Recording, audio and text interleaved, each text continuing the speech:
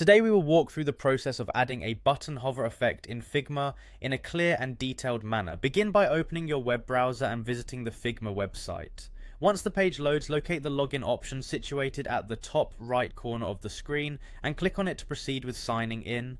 After clicking on login, you will see an option that says continue with Google.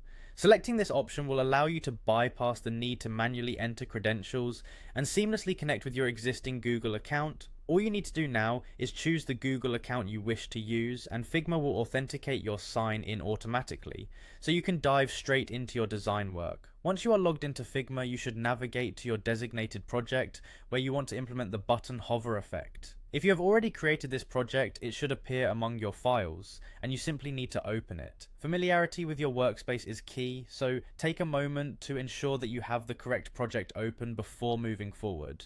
With your project open, focus on locating the frame tool, which is found at the bottom of the toolkit. The frame tool is essential for creating distinct areas of your design, and in this case it will serve as the base for your button hover effect. After selecting the tool, add two separate frames to your project. One frame will represent the button in its normal state, while the other frame will represent the button on hover. After you have positioned the two frames, you will need to apply different colors to them in order to visualize the hover effect. Begin by changing the color of one of the frames. This visual change will be what your users see when they hover over the button.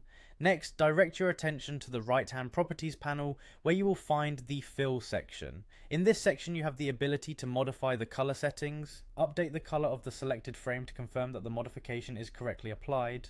Once you are satisfied with the appearance of the frames, shift from working on the visual design aspects to configuring the interactive prototype. With the fill adjustments complete, click on the Prototype tab, located at the top of the Properties area. This is where you can define interactions between different frames. In the first frame, look for a small plus sign that indicates where you can initiate a connection. Click on this plus icon to begin linking the initial frame to the second frame that you prepared earlier. Establishing this connection is essential for creating a smooth transition between the normal state and the hover effect. After connecting the frames, you will notice a setting for the interaction trigger. Modify this setting by selecting the option that best matches the desired hover behavior. In this case, the appropriate selection is while hovering, which ensures that the color change occurs as soon as users point their cursor at the button. Finally, once you have completed setting up the connection and adjusted the trigger, locate the play button, which is prominently positioned at the top right corner of the properties panel.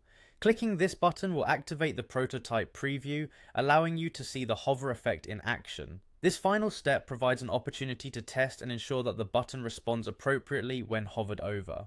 By following these detailed instructions, you have now successfully created an interactive button hover effect in Figma. Enjoy the streamlined design process and the refined interactive components you have implemented in your project.